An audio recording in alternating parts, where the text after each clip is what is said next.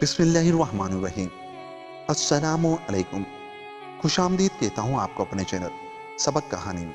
मगर आगे बढ़ने से पहले थोड़ा सा अपने अंगूठे को हिलाकर हमारे चैनल को सब्सक्राइब कर लें। चलते हैं आज की कहानी की तरफ। बहुत अरसे की बात है, ईरान पर एक बादशाह हुकूमत करता था। उसका नाम इब्राहिम था। उसे अपनी दौलत पर बहुत गुरूर था। कभी कभी वो कहा करता था कि दुनिया में मुझसे भी ज्यादा कोई दौलतमंद है। एक दफा सुबह अपनी फौज के पीरियड देखने के बाद आज मैं शिकार खेलने को जाऊंगा। जल्द ही शिकार का इंतजाम किया गया और बादशाह अपने बहुत से साथियों के साथ जंगल को चल दिया। एक हिरन का पीछा करते हुए बादशाह अपने साथियों से जुदा हो गया, लेकिन हिरन हाथ में आया। वो थक कर चूर हो गया था और उसे बड़ी जोर की प्यास लग रही थी। ढूंढते ढूंढते वो एक तालाब के किनारे पहुंच गया। उसकी जान में जान आई। वो झट कपड़े उतारकर पानी में कूद पड़ा और तैरते तैरते किनारे से दूर निकल गया। उसी वक्त एक अजनबी जो शक्ल शुबाहत में बादशाह से बहुत मिलता जुलता था उधर आ निकला। उसने बादशाह के कपड़े पहन लिए और पास ही खड़े घोड़े पर सवार होकर चल दिया। उधर बादशाह के दूसरे साथी बादशाह को तलाश कर रहे थे। जब उन लोगों ने घोड़े पर सवार अपने बादशाह को आते देखा तो बहुत खुश हुए। शाम होते होते वो लोग फिर महल में पहुंच गए। इधर बादशाह जब नहा चुका तो उसने किनारे पर देखा कि उसके कपड़े और घोड़ा गायब है। इधर उधर तलाश करने के बावजूद घोड़ा कहीं न मिला तो वो बहुत घबराया। काफी देर सोचने के बाद उसे ख्याल आया कि पास ही उसकी हुकूमत का एक सरदार रहता है।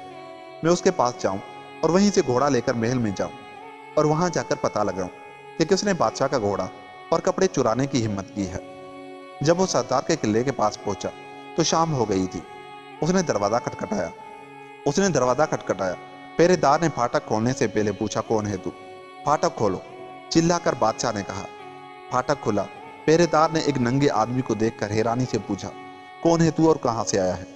बादशाह को बहुत गुस्सा आया और साथ ही साथ हैरानी भी। तुम नहीं पहचानते? मैं बादशाह इब्राहिम हूँ।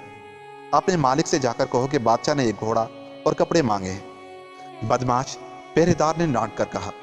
अभी अभी तो मेरे मालिक बादशाह के साथ शिकार खेलकर लौटे हैं। मैंने अपनी आंखों से बादशाह को महल की तरफ जाते देखा, लेकिन चूंकि तुमने बादशाह की बेइज्जती की है इसलिए मैं सरदार तक खबर पहुंचा देता हूं। थोड़ी देर के बाद बादशाह को अंदर ले जाया गया। पहरेदार ने सरदार को सब हाल बताया। सरदार ने पूछा, तू कौन है? क्या नाम है तुम्हारा? मैं तुम्हारा बादशाह हूं। क्या तुम मुझे नहीं पहचानते? अभी थोड़े ही दिन हुए मैंने तुम्हारा ओहदा पढ़ाया था। झूठा कहीं का, सरदार ने गुस्से से कहा। तू अपने आप को बादशाह कैसे कहता है?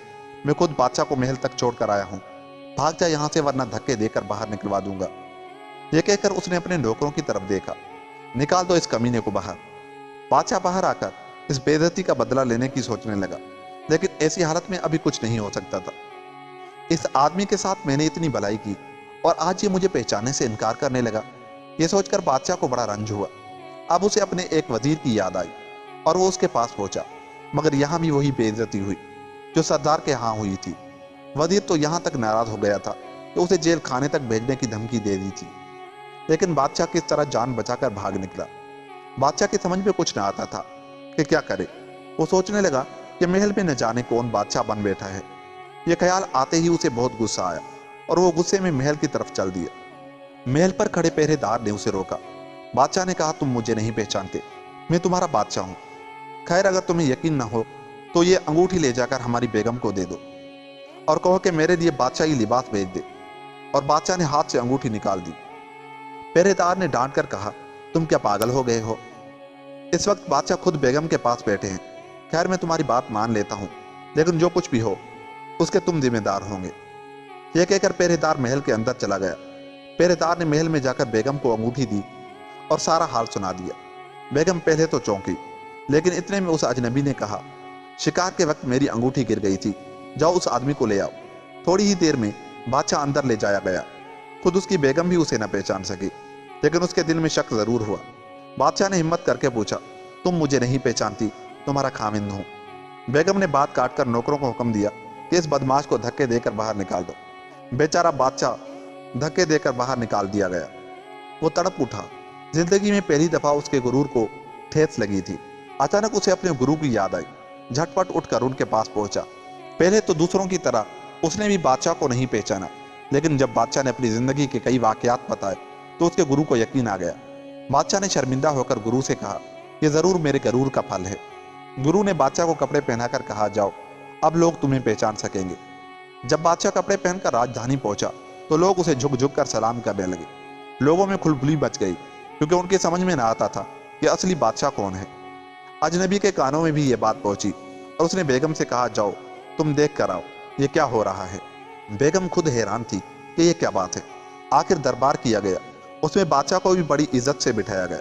दरबारी लोगों से भी दोनों बादशाहों में से एक को पहचानने के लिए कहा गया, मगर कोई भी न पहचान सका।